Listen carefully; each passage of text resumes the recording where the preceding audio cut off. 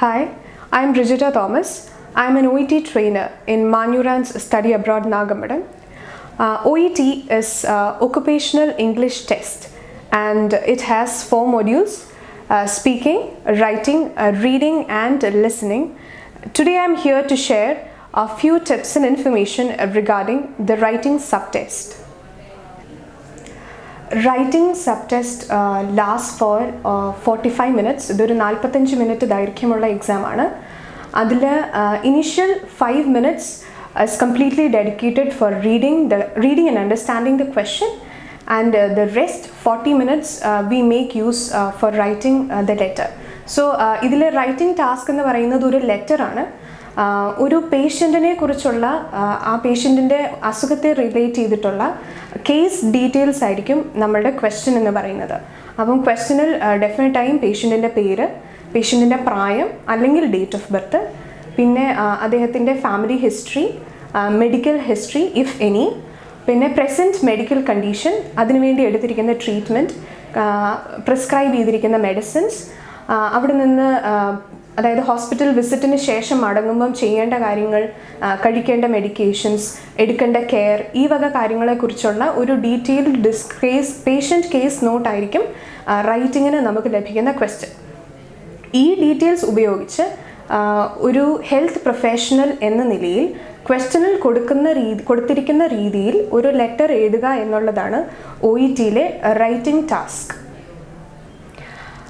ഈ റൈറ്റിംഗ് ടാസ്കിൽ നമ്മൾ ശ്രദ്ധിക്കേണ്ട വേറൊരു കാര്യമാണ്, ക്വസ്റ്റ്യനിൽ തന്നിരിക്കുന്ന എല്ലാ ഇൻഫർമേഷനും ലെറ്ററിൽ ഇൻക്ലൂഡ് ചെയ്യണം എന്ന് നിർബന്ധമില്ല. ആർക്കാണോ ഈ ലെറ്റർ അഭിസംബോധന ചെയ്യുന്നത്, say for example if you are addressing to a doctor, you need to include the information which is only relevant for a doctor.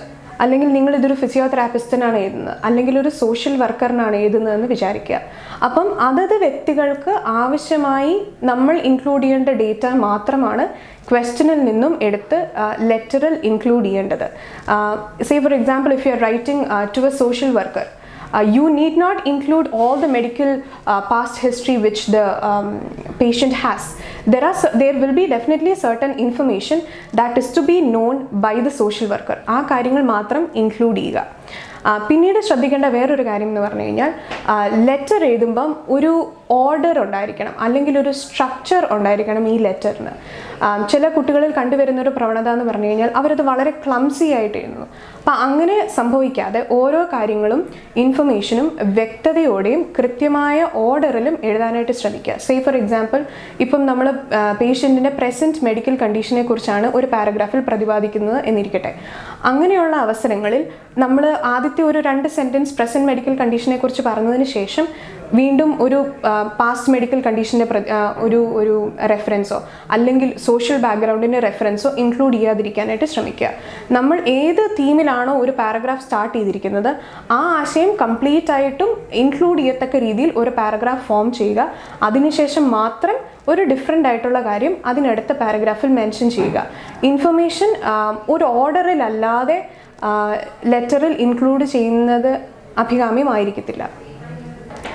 ഒരു ലെറ്റർ എഴുതുമ്പോൾ അതിൽ ഡെഫിനറ്റായിട്ടും നിങ്ങൾ മെഡിക്കലായിട്ടുള്ള കാര്യങ്ങൾ ഇൻക്ലൂഡ് ചെയ്യണം.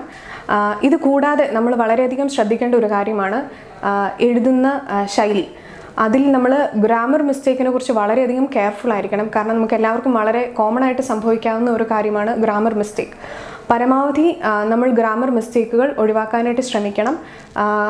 വളരെ കോമൺ ആയി കണ്ടുവരുന്ന ഗ്രാമർ മിസ്റ്റേക്സ് എന്ന് പറയുന്നത് ഒന്ന് ടെൻസ് പ്രോബ്ലംസ് ആണ്. നമ്മൾ ലെറ്റർ എഴുതുമ്പം അതിൽ past medical condition, present medical history and something that is to be carried forward after the visit, whoever it may be you are visiting, whether it be a doctor, a social worker, a physiotherapist, whoever it is.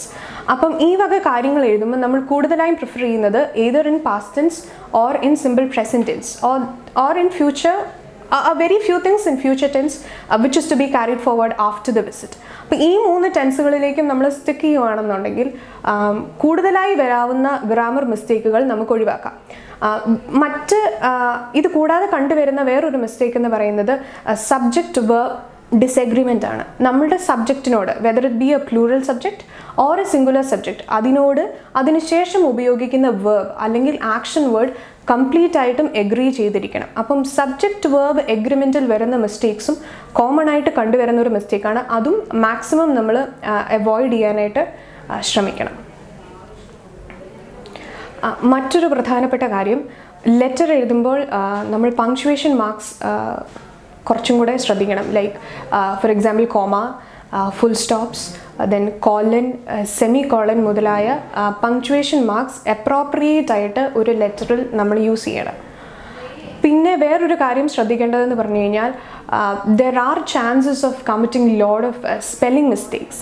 അത് വളരെ മൈന്യൂട്ടായിട്ടുള്ള ഒരു കെയർലെസ്നെസ്സിൻ്റെ പ്രോബ്ലമാണ്. നമ്മളുടെ ക്വസ്റ്റ്യനിലുള്ള കാര്യങ്ങളായിരിക്കും നമ്മൾ കൂടുതലായിട്ടും എടുത്ത് ലെറ്ററിലോട്ട് പകർത്തി എഴുതുന്നത്. അങ്ങനെ പകർത്തി എഴുതുമ്പോൾ പോലും വളരെയധികം സ്പെല്ലിംഗ് മിസ്റ്റേക്സ് വരാൻ സാധ്യതയുണ്ട്. For example certain medical terms, there are chances of committing mistakes. അപ്പോൾ അത് നമ്മൾ ബോധപൂർവം ആ വക സ്പെല്ലിംഗ് മിസ്റ്റേക്കുകൾ ഒഴിവാക്കി വളരെ കൃത്യമായും ക്വസ്റ്റ്യനിൽ തന്നിരിക്കുന്ന ഇൻഫർമേഷൻ റൈറ്റിംഗ് ടാസ്കിൽ, അതായത് ലെറ്റർ എഴുതുമ്പോൾ എടുത്തെഴുതാനായിട്ട് നമ്മൾ പ്രത്യേകം ശ്രദ്ധിക്കണം.